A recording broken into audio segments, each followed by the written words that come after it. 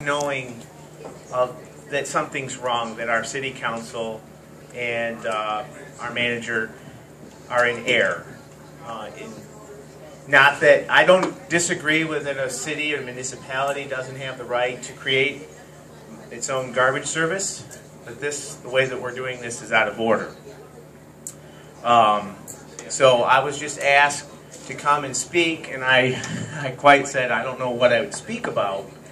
I'm just a citizen.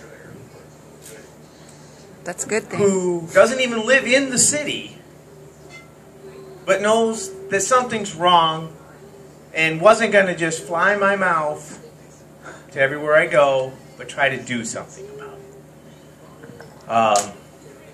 Laura, thanks for coming. I really appreciate it, Pat. I have some major issues with this ordinance. Things that should be done in order with a levy of a tax and a vote of the people. I believe that the easy way around the city's financial woes are just to pass an ordinance. The hard job would be to get the citizens to agree to to pay that tax. And so I guess where do I start with this ordinance? Some of the things that I've been reading about was that everybody will have to pay 18 months in advance as a deposit, a year and a half. Yeah. And I'm not 100% sure of this, but state law won't allow me to charge a year and a half year's rent and security deposit for my land to be a landlord. So I think that's excessive, and it seems quite odd that that would be so high. And maybe this would be a good time for you guys maybe to answer some of these questions. I don't know if it's legal to charge such an excessive rate. Then the city council is established to set the fees. So they've created a monopoly with a franchise, but they're the ones that get to set all the fees and the rates. City manager has the position to accept or deny any subcontracting that a hauler may do.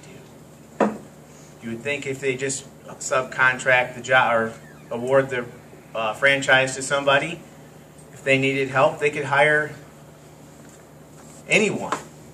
Would have to be approved by the city manager.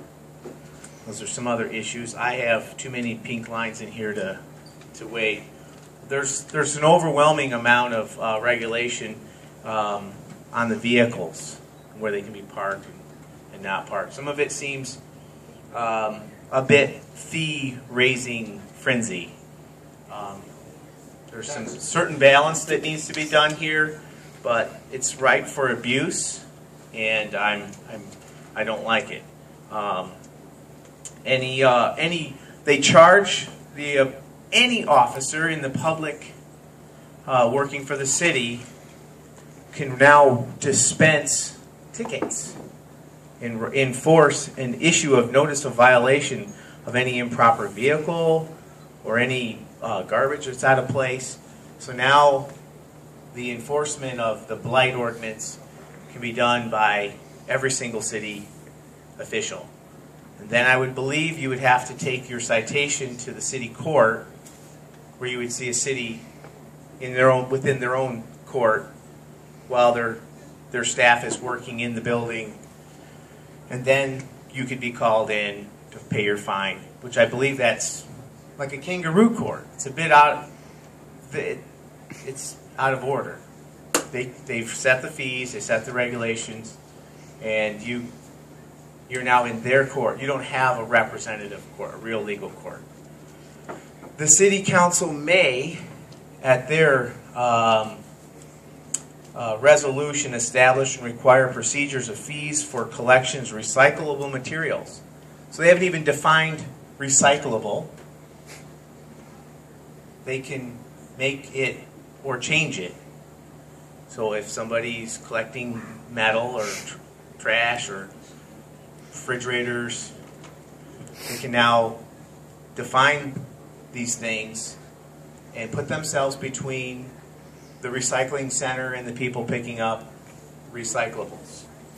And so it's not a set household definition, and it can be changed at any time. The deposit of a tenant shall be 1 1/2 times the amount of the yearly rate. No such deposit shall bear interest. The failure for the tenant to notify the hauler within the address within 6 months, which is a pretty reasonable amount of time, you'd forfeit your deposit. Wow. But the city will keep a 25% fee of that. Of course. Wow. Now, it says, however, the city's attempt to collect such costs and the procedure shall not violate or waiver in any lien filed against the property owner upon the collection of delinquent funds, interest and penalties. The city shall pay the refuge hauler a maximum of 75%. So the city gets to collect tax and interest and fees. But if you're delinquent, but not, you don't get to earn any on your. Big, huge. Which is very excessive. In the landlord association, I think Michigan law is 1 1/2 times the rent, not 1 1/2 times the yearly rate. So it's monthly, not yearly. So I think that's quite excessive. The other city municipal service specified by the city manager as a part of the bid process will include dumpster service, municipal buildings, and other facility drop-offs or clean-off centers. I'm not sure how we're going to pay for those extra, which they would be needed.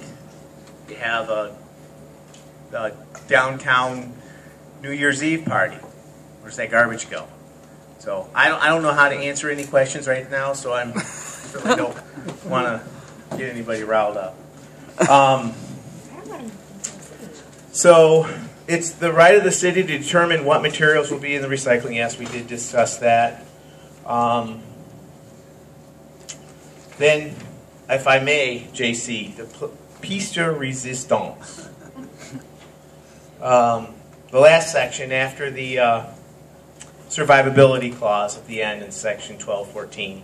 The ordinance or a part of the ordinance that are in conflict with the provision of the charter are hereby repealed.